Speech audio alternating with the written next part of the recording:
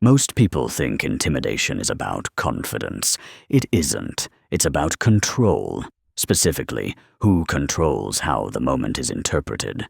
The person trying to intimidate you takes control of three things instantly: your attention, your reaction, and your perceived position, and most people fall into it without realizing.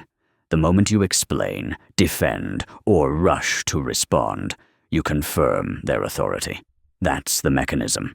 They apply pressure. You validate it. Intimidation doesn't work because they're powerful. It works because you respond like they are. Power in the moment isn't real. It's assigned, and intimidation forces that assignment before you can question it. This isn't about fighting back. That's already reactive. This is about breaking the mechanism before it stabilizes.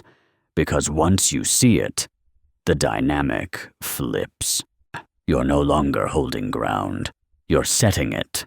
Most people lose control before they even speak, because they're trying to respond correctly. That's the trap.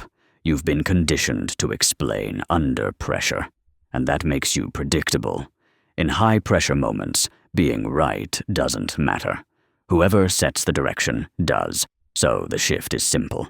Stop answering. Start controlling what the conversation revolves around. Watch what usually happens. Someone raises their tone, interrupts, pushes you to respond quickly. Most people speed up, over-explain, try to prove themselves. That's compliance. A strategic mind does the opposite. It pauses, not to think, but to break the automatic reaction. Then it redirects, not by arguing, but by changing the focus. Instead of, "Why didn't you handle this earlier?" You don't explain. You ask, "What outcome are you trying to prioritize here?" Now the pressure shifts. Another example, if someone keeps interrupting, most people talk faster. Wrong move. You say, "Let me finish, then you can go." Short, neutral, final. You're not asking. You're setting structure. Intimidation depends on speed. The moment you slow it down, it loses direction. And without direction, pressure collapses. Intimidation looks chaotic. It isn't. It follows a pattern. Three elements are always in play: pressure, uncertainty, exposure. Pressure forces speed. Uncertainty creates doubt. Exposure makes you feel watched. Together, they shut down deliberate thinking. That's the goal, not to overpower you, but to remove your ability to choose. Here's how it plays out. First, escalation. Sudden intensity, sharper tone, direct pressure. Not necessary, but effective, because urgency creates mistakes. Then, unpredictability, interruptions, topic shifts, irregular pressure. Now you're off balance. You stop leading and start reacting. Then, targeting. They pick one detail and repeat pressure on it. Not because it matters, because repetition feels like truth under pressure. Most people respond by defending. That's the mistake. And because the moment you react, you reveal patterns, and patterns can be controlled. This isn't emotion, it's calibration. They apply pressure and adjust based on your reaction. Once you see that, you stop reacting and start reading. When pressure stops working, the tactic changes. Now they try to define you, not by pushing, but by labeling. You seem unsure. Why are you defensive? Stay focused. Each one assigns a role, and the moment you defend it, you accept it. Most people respond automatically. I'm not unsure. I'm not defensive. That locks them in. A strategic response does something else. It ignores the label and redirects control. You're overthinking this. Instead of defending, then define what actually matters here. Now they have to clarify. You're no longer inside their frame. They're inside yours. Another example. Why are you getting defensive? Most people deny it. Wrong move. You ask, what specifically are you reacting to? Now they have to justify. This is the shift. You don't fight labels. you destabilize them. Because labels only work when they go unquestioned, force clarity, and they collapse.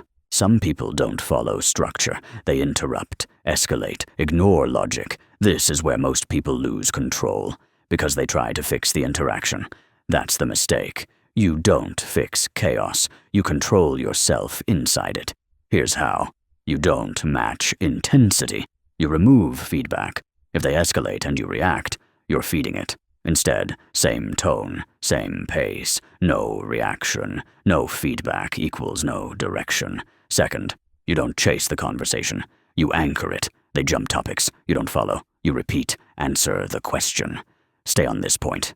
Calm, consistent. Pressure reverses. Third, you use silence. Pause after they speak. Don't rush. Silence creates pressure. They start filling it and revealing more. Fourth, you select, not absorb. Chaos overwhelms with volume. You ignore most of it. Pick one point and stay there. Fifth, you control speed. Chaos is fast. Control is slow. And whoever controls the pace controls the interaction. At the highest level, control starts before the interaction, not during it. This is pre-frame control. You don't react, you define. Your presence sets boundaries. Your pace sets expectations. Your silence creates pressure. Before anyone tests you, they've already adjusted. That's the shift. You're no longer responding to behavior. You're shaping it. 3 principles. Presence over reaction. Calm removes the need for aggression. Anticipation over response. You see the move before it happens. Control without visibility. No one sees the frame, but they follow it. At this level, intimidation fails instantly. Pressure has no direction. Labels don't stick. You're not reacting anymore. You're deciding how the interaction moves. And once you reach that point, control isn't something you regain. It's something you never lose again.